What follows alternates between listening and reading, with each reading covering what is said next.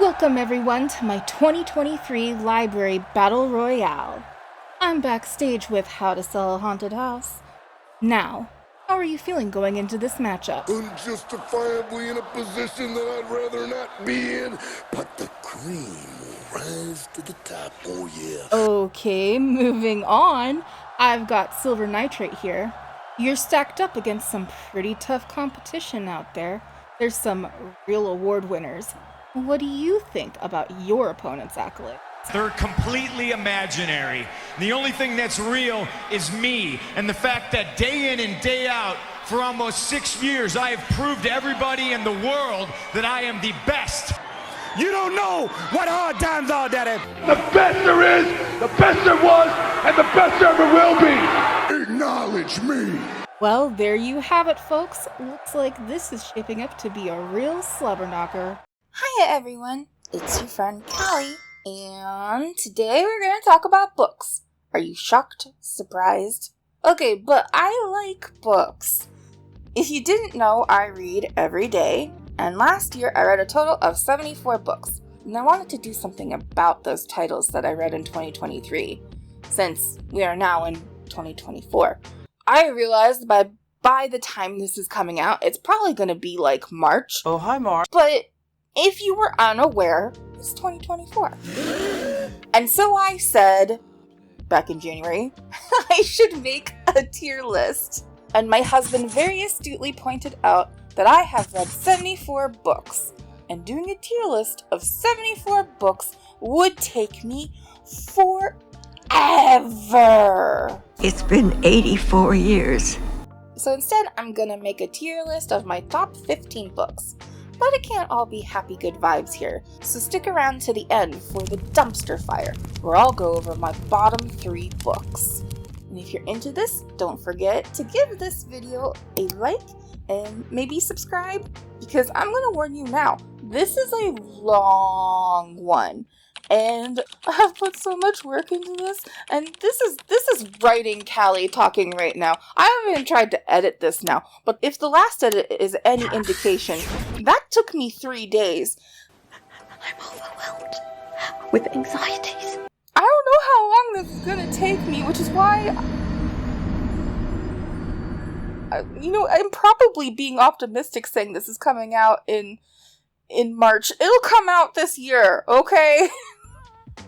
Anyway, let's keep going.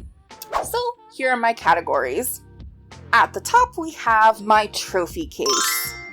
These are my S-tier babies, the ones that I have loved so much, and they have stuck with me since I hit the last page. In fact, I love them so much, I want a physical copy to add to my library. I mostly read ebooks, and I mostly get them from the library, so I don't buy books. So having a physical copy is sort of like a trophy for me. Like, I finished the book, I get to put a tangible one on my shelf. And one day, after an apocalyptic event that I somehow survive, I'll at least have my trophies to read. Next we have the Stalk the Author shelf. These are books that I liked enough that I actually went and followed the author so I could read more of their stuff. I track sequels, I look for coming soon titles, and I sing their praises to every person I meet. And I readily recommend them without any hesitation. Next is the good time category. These books were entertaining or fun in some way, but don't really care about the story, the characters, or the author much afterwards. I enjoyed my time with it, but that's about as far as it went. And unless someone was looking for something specific about the title, I probably won't even remember to recommend it. And last, we have the dumpster, the place where the bad titles go to keep the scent off the others. Now, some of these are bad because they are bad books. Some, they just made me feel bad or otherwise annoyed me. And some of them are stupid premises, and the whole thing just infuriates me, but also, I kind of love it. Look, don't judge me. Sometimes I like garbage. Sometimes I too am the trash man, and I curl up in my dumpster for a good old guilty pleasure. But now that we got the categories down, let's get started. Starting off with Jackal by Erin E. Adams. This one is a haunting novel about a woman named Liz who's traveling back to her hometown for her best friend's wedding. Liz hates this predominantly white town and has some bad memories of a lot of things, but mostly the woods. Also, the place has some rigid racial dividing lines. Segregation may be over, but this place didn't seem to get the message. And more than that, the black community in the area is wary. Not just of the town and the racist neighbors up the hill, but the woods and whatever it is that lurks in there. Stories are everywhere, and while many think that they are just that, stories, there is a history of black girls going missing. Liz doesn't know much about this, having been one of the few black girls raised on the white side of the neighborhood. Liz has her own memories of the woods though, as she was there the night another black girl went missing and turned up dead. But that was a long time ago, and irrelevant to the wedding happening in the woods now. That is, until the daughter of the bride goes missing. Liz works to uncover the truth of the town and the string of missing girls going back far into the town's history.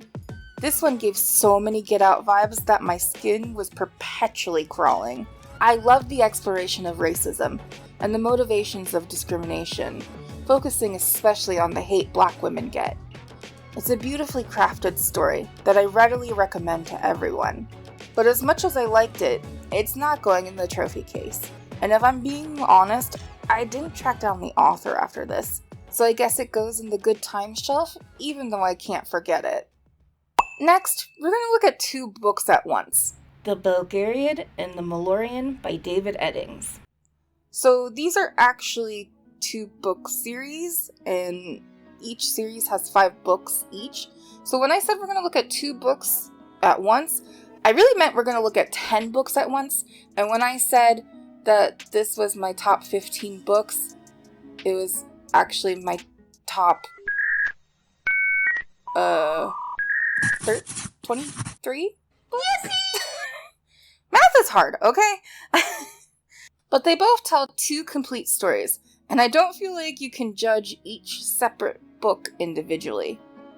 These books have been on my radar for a really long time, but they are, well, not old exactly. I guess vintage fantasy. My dad really liked these books and had some of them in his collection. He had mentioned them to me when I was like 15 maybe. And then I got married to the biggest nerd I know, and these books, they're way more than just a passing volume in our library, no. These are fundamental building blocks to his existence. They shaped part of his morals, his work ethics. Basically, I felt like I was meeting his father. They follow the life of a boy named Belgarion from the time he was a small child into his adulthood. Belgarion is an orphan who grew up on a pleasant farm with a strong and fierce woman who he calls Aunt Pole. But his whole world gets quickly pulled away when they are forced to flee, and Belgarion learns that he is no simple farm boy, but instead a descendant of a long line of protectors of a powerful relic that rival gods have been fighting over for a long, long time. And now, the evil god is stirring, and his followers are making moves to bring him the relic, which would basically end the world. The story follows Belgarion as he grows into himself, learning how to fight, and coming into his power alongside his mentors, Belgareth and Polgara, ancient wardens of the relic who have worked alongside Belgarion's family for centuries with the use of magic, which Belgarion learns to obtain and control. The second series starts with Belgarion as an adult, the new king of his rightful kingdom, and his marriage to his queen, the princess he met as a teenager. He balances his royal duties, including producing an heir. He has a son, and his life seems to be settled, until some people break in, do some murder, and steal his baby out of his crib. And then another adventure begins, as Belgarion and his party journey to get his son back. A prophecy is revealed mentioning the return of the Child at Dark, and that his uprising would threaten the undoing of the world and the ascension of an evil god. But for Belgarion, all of that means nothing, and his only real focus is saving his son. Then he can focus on saving the world. These books are just so good. I had a lot of fun reading them, and it was interesting to see parts of my husband in the words on a page. But also, it's just a great story. It's somewhat dated, yes, and there's some things in that made me bristle a little, but it doesn't detract from the heart of the text. And I think there's just so much good to talk about, and it brings up a multitude of feelings and ideas. I feel like I could write endless essays dissecting the various concepts that this story deals with. And thusly, they are both going in the trophy tier. I already have the trophies, and sure, technically, they were my husband's, but he made the mistake of letting me hold on to them, and now they sit next to my bed. Forever. They're my trophies now. Get your own. Alright, that went on a long time, so let's move on to something a little lighter. Here's Weather Girl by Rachel Lynn Solomon. I think this is the first book that I read of Solomon's, and I liked it a lot. It's about a woman named Ari Abrams and her job as a meteorologist at a local Seattle-based news broadcast. It's not a bad job, except that her bosses are former spouses, now divorced, who cannot seem to get along. They keep getting into these huge arguments at work, and it makes everyone in the station miserable.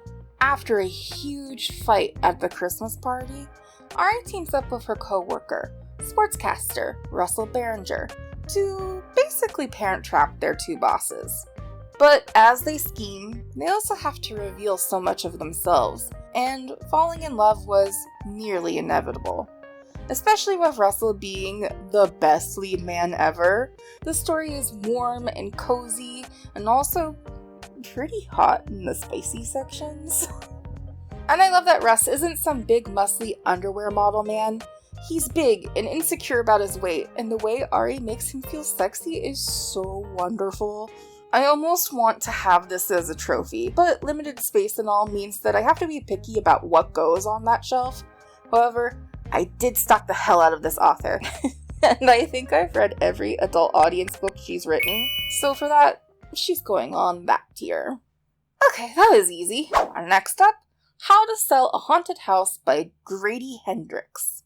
I found Hendrix last year after reading Horror Store, and then I didn't read Horror Store first. What did I read first? I was looking at it yesterday because I was putting everything in Goodreads. I read Horror Store second, because I wanted to read Horror Store, but I couldn't find it. Anyway, all of them are good. How to Sell a Haunted House came out last year, and I got my hands on a copy as soon as possible.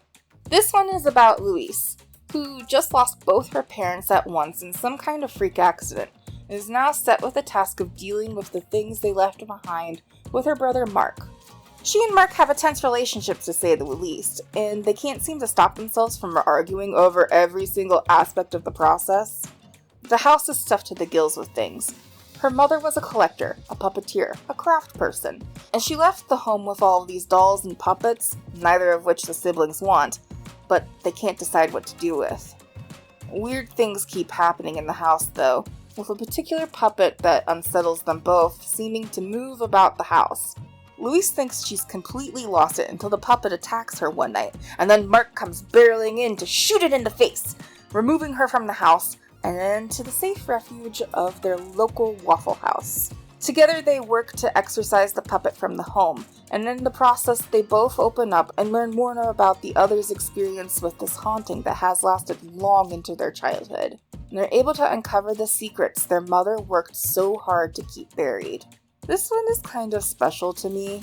I'm not sure if I'd say it's my favorite from Hendrix, but there's a lot that resonated with me in the text. I too have dealt with losing my parents. Not all at once, but they're both gone now.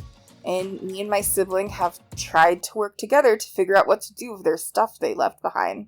Thankfully, my mom's dolls haven't tried to stab at either of us. Unless... Kidding.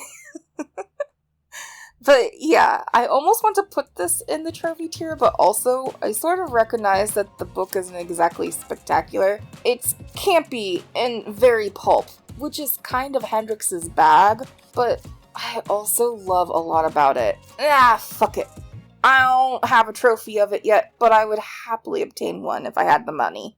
Up next, The Dictionary of Lost Words by Pip Williams.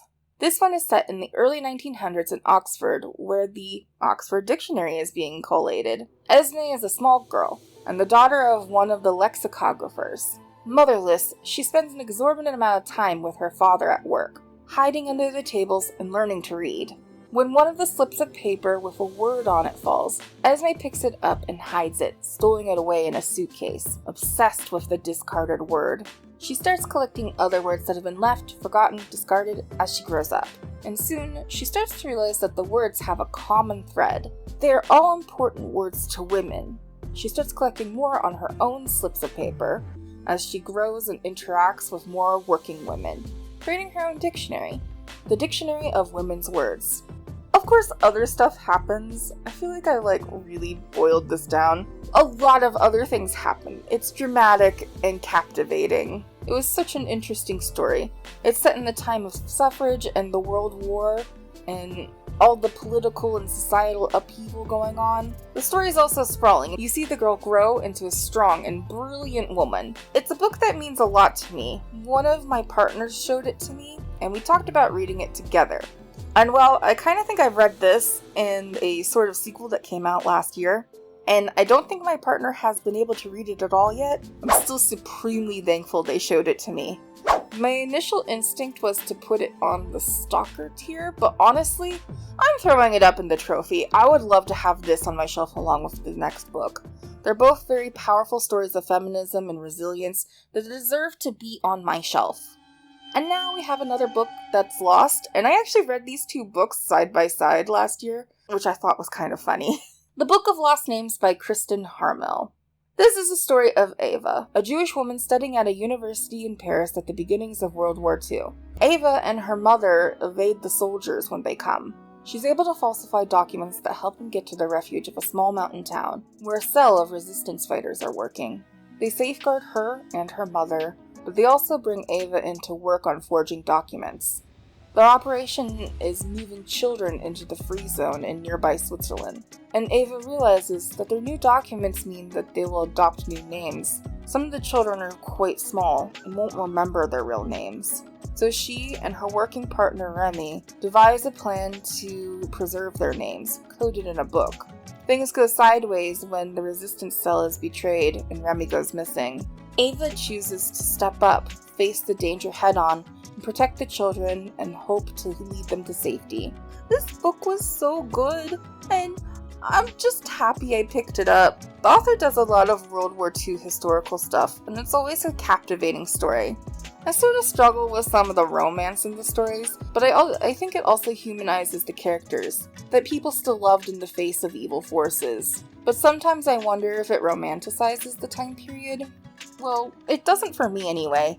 So I definitely stalked this author, and I read a few others of hers last year. This one was the first though, and probably my favorite. Let's keep going with In the Lives of Puppets by T.J. Klune. This is the story of a young man named Victor, who lives in a sort of makeshift construction in the middle of the woods with an interesting family. There's his dad, Giovanni, the wise and gregarious inventor, Nurse Ratchet, a sadistic and sarcastic medic with a heart of gold, and Rambo, an enthusiastic little guy who's just happy to be involved. He gives such huge dog energy. The more interesting part of this family is that aside from Victor, they are all robots. Victor seems to be the only human left, and they find out how accurate that statement is quickly. After finding a discarded android while salvaging scrap, Victor works to bring him back to life, but doing so alerts authorities to their home's existence, and Victor's happy life comes crashing down when they descend on the home and take Giovanni to the city. Victor and his remaining family venture to get him back. Their adventures uncover a lot of truths about their existence, and it brings them closer together, forging a spark of affection between Victor and the android he saved. This book is contending with my favorite of the year. I adored it, so no question it's going in the trophy tier. It's warm, full of emotion and love, and it's gay, and I love them all, human and robot alike. It brings up so much about humanity and what that means, and what makes a person a person. If you haven't read this, stop what you're doing, go read it now. Then come watch the rest of this video because we still have a lot more to go. Up next, let's go to another horror. What Moves the Dead by T. Kingfisher. This is a retelling of a Poe story. Fall of the House of Usher, told from the point of view of a retired soldier, Alex Easton, who is going to visit their friend, Madeline Usher, after receiving an urgent letter saying that she's dying.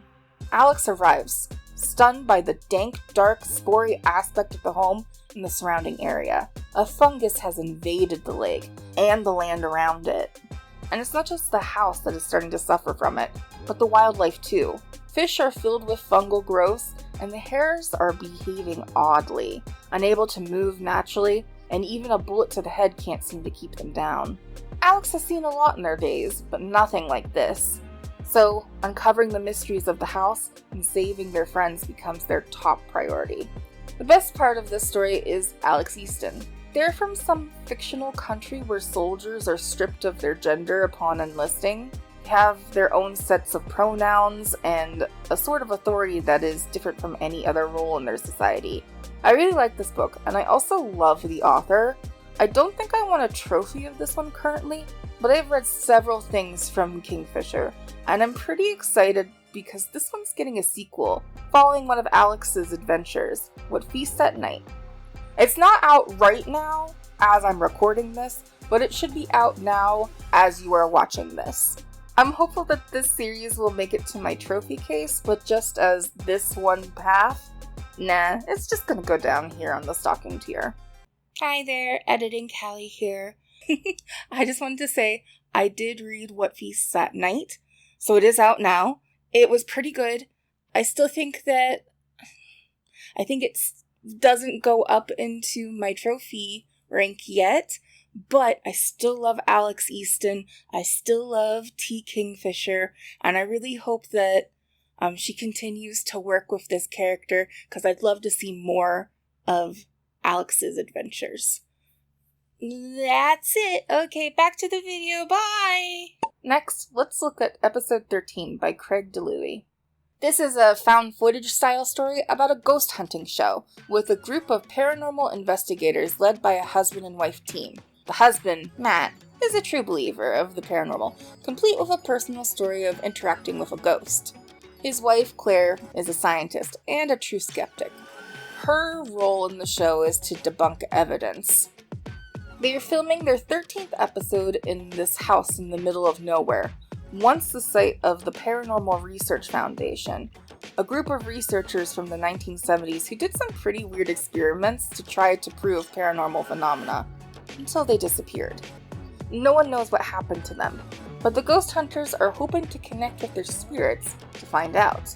The story unfolds through a collection of written diary entries, these raw thoughts and feelings from the team that are then meant to be edited down into these network-approved blog posts for the show, and also transcripts of the footage they shot while filming there.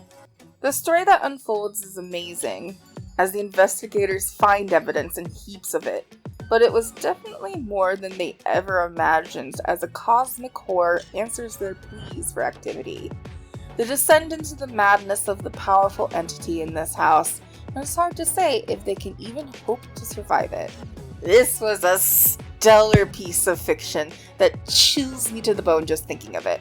I also kind of love found footage media. Stuff like Cloverfield and Blair Witch Project, I grew up with those, and so this is right in my happy place for horror media. I closed this book and literally breathed out a sigh of, wow. And it's just stuck with me. Love it, need a trophy for it. My trophy tier is getting kind of heavy here, but I don't care. Moving right along, let's look at The House in the Cerulean Sea by T.J. Klune. A familiar author, and that should tell you a bit about the rankings here.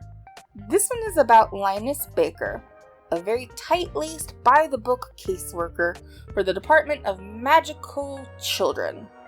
In this world, some people are magical people, like elementals or werewolves or other magic creatures.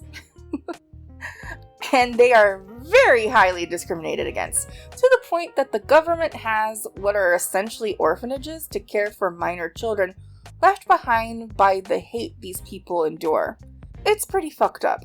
Linus, though, tries his best, sticks his head in the sand, and strives to lead a quiet little life. But then he is sent on a special case, a home where dangerous children live with a peculiar but extremely charming caretaker, Arthur. Working with the kids opens up Linus's heart, and he learns more about what magical people deal with, and how ridiculous labeling them as dangerous actually is. Through his work, he bonds with Arthur, and as his interest in the caretaker develops from curiosity to attraction, Linus's perception of how best to keep these children safe begins to shift, and in turn, the two of them build up a quaint, not-so-little family, and a less than quiet but very happy life. This is a book if you want warm fuzzies all day. I loved it, and if it's not obvious, I love this author. This one has a sequel coming out in September, and I am tracking the progress closely. So obviously this one is going onto the Stalk the Author shelf. Okay, so we had a pleasant break from horror, but we're headed back. This one is Silver Nitrate by Silvia Moreno-Garcia. Taking place in the film industry of Mexico City in the 1990s, Montserrat is a film editor, but she can't seem to get a break in the studio because of sexism. And then her best friend, who she may or may not be in love with, Tristan, is an aging soap opera star, haunted by mistakes of his past, and currently, he's finding it difficult to land regular work. When Tristan finds out that his neighbor is Abel Retta, a horror director, he arranges dinner with him and Montserrat, who is a huge fan. Abel regales them with stories of the old days and ends up telling a story of an old occultist on the scene, who got several of his colleagues involved working a spell into a silver nitrate film, but it was never completed, and Abel is convinced that is why his career fell apart. He convinces Montserrat and Tristan to team up with him to finish the film, unleashing the magic, and now it is hunting the three of them down. They work together to figure out the tangled web of this magic and attempt to survive the remaining occultists now out for their blood. This one was really interesting, and it's mostly made it to the top because it was just so different from other horror thrillers I read this year. I liked the setting, the story, and the characters were interesting. The whole vibe it gives me is that sort of on-the-edge feeling you get when watching a horror film, but just spread out. I could see this being a horror film. The horror film industry was a huge inspiration for this book, and it shows. But this one's going to go into the good times section because it was a good time, but I didn't go stalking the author. I actually have no idea if they have any other books, but if I find one, I'd probably pick it up. I just wasn't motivated after reading this one, which probably says something about my feelings, and that's why it's going here. Next up, These Fleeting Shadows by Kate Alice Marshall. This one is partially based on a novella from 1849, The Great God of Pan by Arthur Machen. In this novel, Helen Vaughn is forced to recollect some of her past. She can't remember why she and her mother left the mansion their family has lived in for decades, but she does recall it happening, sort of. And her mother never wanted to return. However, they are called back when her grandfather passes away. And at the reading of his will at the estate, they find out that everything was left to Helen, as long as she can stay living at Harrowstone Hall for a full year. Helen agrees despite her mother's protest, and she moves in right away. Helen explores the house and its grounds, and comes in contact with some terrifying monsters, but is saved by the groundkeeper's witchy daughter. Helen seeks to uncover the secrets of Harrow with her newly found friend, but the more she finds out, the more trouble seems to crop up. It's as if the house itself is making her sick. Following the labyrinth maze of the house leads Helen to the heart of it. Behind the door awaits an eldritch horror, but also the answer to all her questions. This is just a neat book. So the points it has going for it: horror, check. Lovecraftian horror, check. Lesbian love interest, double check. I left this book happy and satisfied, with the good brain tingles a well-crafted story gives you. You know the brain tingles, right? But, I gotta admit, I didn't stalk the author, and oh god, there was so much more I could have seen. I might look into these now, but since I didn't in the moment, I think this one has to go on the good times shelf. Good gay times. Okay, let's keep on going down the queer path with another one. Under the Whispering Door by TJ Klune. Okay, so obviously the stalking of this author for me happened in 2023. I read everything I could from them, and there's still more out there. But I promise this is the last one on my top list. It's just, these books are so good. This one is about Wallace, a very successful and rich, but otherwise devoid of meaning kind of man, who starts out the book dead. He's trying to work out what happened when a Reaper comes to collect his soul. He is hesitant, but he's brought to a little tea shop in the middle of a small town, where he meets Hugo, the man in charge of helping him cross over. Hugo is charming and kind, and more than willing to listen to people as they prepare to leave this plane of existence, which, according to him, takes some people longer than others. Opening up to Hugo makes Wallace realize all of his regrets in life, and when suddenly he's given 7 days to cross over, management, the two of them work to try to finish all of Wallace's unfinished business before he has to step through the Whispering Door and move on. The time spent together opened both of the men up to love, and in the end, even Hugo isn't ready to say goodbye. TJ Klune is out here giving me gay warm fuzzies with every single book. And this one was so good. It was actually my introduction to the author, and I just really love the characters and the aspects of what happens here. I really hope they write a sequel with this one because the story has room to move on to something new, and I just would really like that story a lot. And if they do, I'd put this one up into the trophy case. It's not like a hostage situation or anything like that. It's one of those ones where if the story continued, I would want a trophy of it. But right now, it's going in the Stalk the Author case. Obviously. Okay, last one. Nettle and Bone by T. Kingfisher. I told you I read more. This is a dark fairy tale from a familiar author about Mara, a princess whose sisters were sent to be married to a prince of a nearby kingdom for diplomatic reasons. But one came back in a coffin, and the other is suffering abuse as she tries desperately to deliver him an heir. After no one seems to care that this is happening, Mara decides to save her sister herself. She seeks the help of a grave witch who agrees to give her aid if Mara can complete 3 impossible tasks, including a task that led Mara to articulating a skeleton of a dog and bringing it back to life. But Mara is determined. Soon the grave witch joins her on her journey, along with her demon-possessed chicken, Mara's dog, named Dog, and a man that they rescued from a demon market. Together, the 5 of them make their way to the kingdom to kill the prince and save her sister. This synopsis gives it, nothing. This was such a good story. First, I love fairy tales, but also, I just love the wit and sarcasm that Kingfisher puts in her writing. It's so entertaining, and it works so well with the stories she tells. I love this one, and absolutely, I'm throwing it up in my trophy tier. I hope I can get a copy of this one to put on my shelf soon. And that's it. Well, for the good ones anyway. But now, we have the dumpster. In here, I have 3 books that I just did not like. Maybe even hated. But remember, sometimes trash is kind of fun. So, take this with a grain of salt, I guess. The first one to go onto the garbage heap is 2 Parts Sugar, 1 Part Murder by Valerie Burns.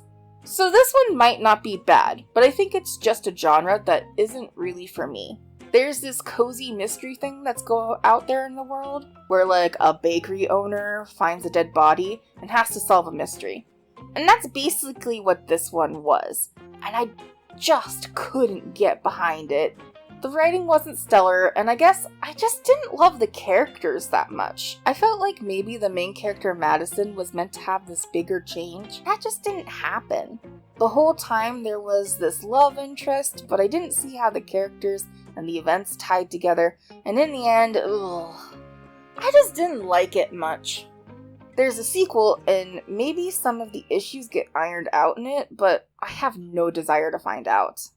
Pew, into the house. And now the one that I get so upset every time I think about it, and the subsequent novels that came out of it. Love Hypothesis by Ali Hazelwood.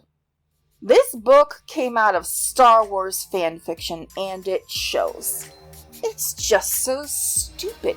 Every aspect of it is, and there's very little redeeming qualities. Well, maybe the smut. You know what? No, the smut isn't even good enough to bring this one back from the incinerator. Olive is a PhD student, and by some convoluted dumb shit, she accidentally kisses a Professor Adam in the hallway of the university. I don't know, and for some reason, they have to keep up the pretense of them dating. A fake relationship turned to real relationship, which is a common romance trope. That's not my issue though, it's just everything else. I went to grad school. This would not fly, and it's just so inappropriate all the time. It makes me uncomfortable. No one would be encouraging these two in this kind of setting. Time and a place, Olive, come on! And there's the fact that Adam is kind of into her before all of this and she has no idea, doesn't remember because of more convoluted bullshit, and ethically, the whole thing is just weird and wrong. Women in STEM deserve so much better than this, and so for those sins, I'm throwing it in the dumpster. Rah! Finally, my last addition to the dumpster fire is one that my teenage self is actually kind of mad at me about. But it's Butcher and Blackbird by Brynn Weaver. Sloane is an introverted researcher who works from a home lab and enjoys quiet evenings with her best friend. Rowan is a chef at a popular restaurant in a busy city and surrounds himself with his brothers and friends. What could the two possibly have in common? What would lead them to fall in love and do so much kissing and other stuff all over the place? If you guessed kinky sex, well, you're sort of right, but I meant that, they're serial killers, yep, both of them. The two of them are vigilantes, a la Dexter, hunting down the bad of the baddies, and the two of them meet in a chance encounter where Rowan saves Sloane from a cage and a bunch of maggots. Gross. Then they start up an annual friendly competition just between vigilante serial killers. First to get the kill gets a point. And of course, they fall in love and do the kissing and the stuff in the midst of all of this.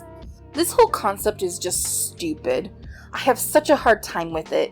It feels like something 16-year-old me would come up with, and then think I'm the smartest person in the world for doing so. It's childish. It doesn't make any sense. It's grotesque, and oh my god, I can't wait until the next one comes out! That's right, folks, this is one of those moments where I know something is garbage, but I am the trash queen and I love it up here on my heap. The book was funny, and the characters, well, kind of cliche of romance tropes. Rowan is legit an Irish from Ireland chef, so come on. There are 3 indisputable characteristics that are universally attractive. 1. A person who can cook. Rowan is a chef who owns not 1, but 2 successful restaurants. 2. An accent. Americans, we love a good Irish accent. Instant hot points. And 3, possibly the most important, confidence, which Rowan's arrogant ass is teeming with. The man was engineered to be likable, and its target audience is probably women in their mid-20s to late 30s-ish. So they expect you, the reader, to relate to Sloane, a smart, witty, talented, introverted woman, has a successful career, and a house? It's the millennial woman version of a power fantasy, and a man who checks every universally hot box finds you irresistible, and he shares your main, hobby. Of course I liked the couple! The dialogue was witty, and I laughed so often with it that it became kind of hard to hate on it. It was weird, the concept is dumb, I know it's junk, but just like potato chips, I just can't help myself. But, true to my word, it goes in the dumpster.